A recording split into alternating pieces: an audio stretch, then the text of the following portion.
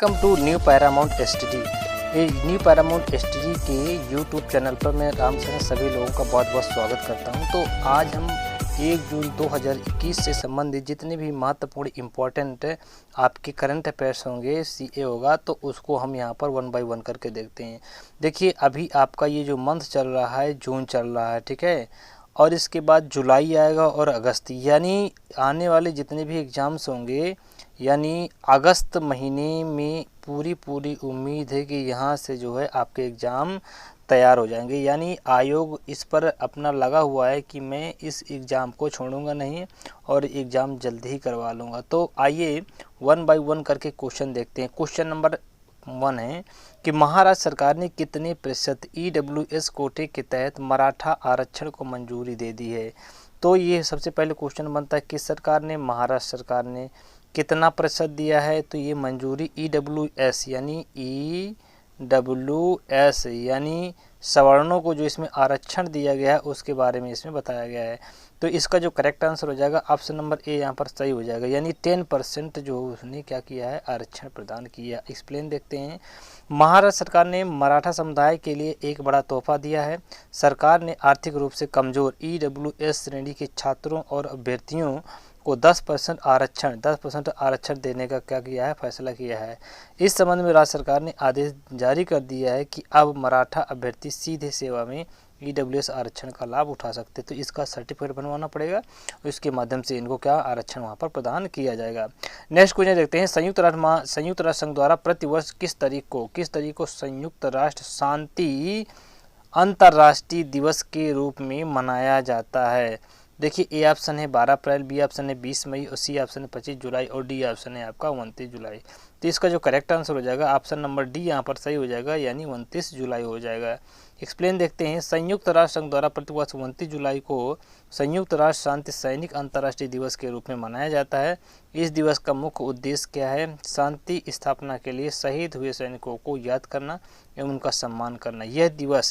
यह दिवस जो है वर्ष 2003 में पहली बार मनाया गया। संयुक्त राष्ट्र चार्टर के अनुसार प्रत्येक सदस्य राष्ट्र वैश्विक शांति के लिए अपने संबंधित हितों यानी हिस्सों का भुगतान करने के लिए कानूनी रूप से बाध्य होता है। आइए नेक्स्ट क्वेश्चन देखते हैं। विश्व दुग्ध दिवस यानी वर्ल्ड मिल्क डे निम्न में से किस दिन मनाया जाता है? ए ऑप्शन है 10 मार्च, बी ऑप्शन है 12 जनवरी, सी ऑप्शन है 1 जून और डी ऑप्शन है आपका 2 जुलाई। तो इसका जो करेक्ट आंसर हो जाएगा 1 जून हो जाएगा। ऑप्शन नंबर यहाँ पर सी सही हो जाएगा। चलिए एक्सप्लेन देखते हैं। प्रत्येक साल 1 जून को विश्व दुग्ध दिवस यानी वर्ल्ड मिल्क डे मनाया जाता है। संयुक्त राष्ट्र के खाद्य एवं कृषि संगठन द्वारा दूध के वैश्विक महत्व को उजागर करने हेतु सबसे पहले इस दिन की शुरुआत की गई। इस दिन को मनाने का उद्देश्य डेयरी या दूध उत्पाद के क्षेत्र में स्थिरता, आजीविक और आर्थिक विकास पर योगदान है। तो ये आप जरूर यहाँ पर याद रखिएगा, ठीक है। अगला क्वेश्चन देखते हैं। हाल ही में किस देश की सरकार ने कहा कि अब देश के प्रत्येक दंपति को 2 नहीं बल्कि 3 बच्चे, यानी 2 ना करके क्या है, उसने 3 बच्चों को जन्म देने की अनुमति प्रदान की है? ए ऑप्शन है भारत सरकार, बी ऑप्शन है पाकिस्तान, सी है चीन और डी है आपका बांग्लादेश। इसका जो करेक्ट आंसर है ऑप्शन नंबर सी यहाँ पर सही हो जाएगा। एक्सप्लेन देखते हैं। चीन सरकार ने हाल ही में अपने नागरिकों के बच्चों को जन्म को लेकर लगाए गए प्रतिबंध में ढील दी है। पहले देश में अधिकतम 2 बच्चों को जन्म देने की इजाज़त थी, 2 बच्चों की जन्म इजाज़त थी। अब अधिकतम बच्चों की संख्या बढ़ा करके 3 कर दी गई है। यह फैसला तब लिया गया है जब हाल ही में चीन की जनसंख्या के आंकड़े सार्वजनिक किए गए। तो इसमें से पता चला है कि उनकी जनसंख्या बीते कई दशकों में सबसे कम रफ्तार से बढ़ रही है। तो ये आपका एक्सप्लेन हो गया। तो इस तरह इसका ऑप्शन हो जाएगा चीन।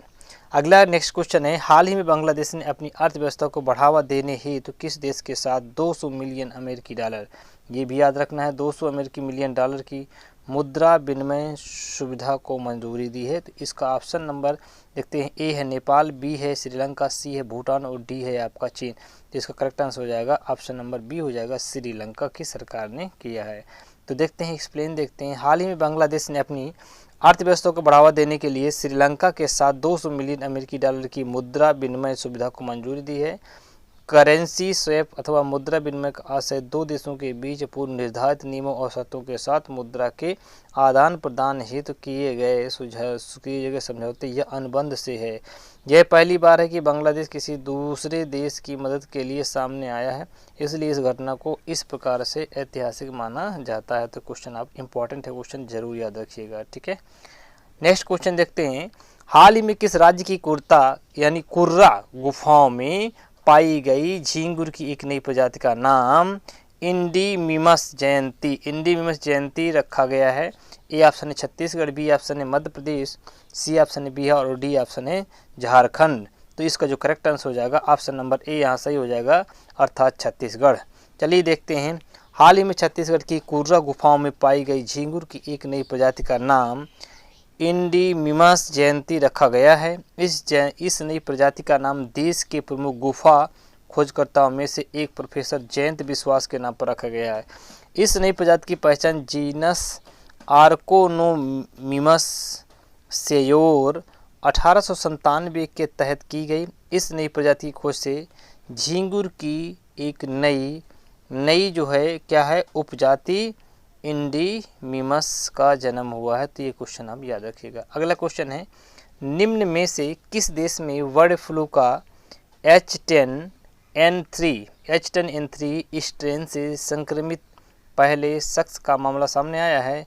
ए ऑप्शन नेपाल, बी ऑप्शन है भारत, सी ऑप्शन है जापान और डी ऑप्शन है चीन। तो इसका करेक्ट आंसर हो जाएगा आपका चाइना हो जाएगा, ठीक है। एक्सप्लेन देखते हैं, इम्पॉर्टेंट है।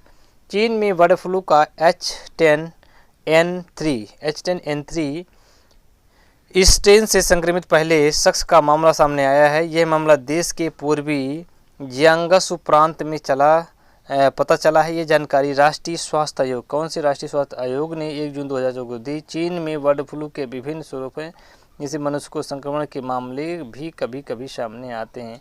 तो अगर ये वीडियो पसंद आया हो तो इसको क्या करिए, लाइक करिए, एक लाइक तो बनता है। इसके बाद इसको शेयर कर दीजिए, शेयर करने के बाद सब्सक्राइब कर लीजिए। सब्सक्राइब करने के बाद यहाँ पर बेल आइकन होगा, तो यहाँ प्रेस करके आप बेल को ऑन कर दीजिए, ताकि समय समय पर आप लोगों को नोटिफिकेशन मिलता है। अगर इच्छा हो तो कमेंट भी कर दीजिए। तब तक के लिए अनुमति चाहते हैं, अगले वीडियो मिलते हैं। नमस्कार, जय हिंद, जय भारत।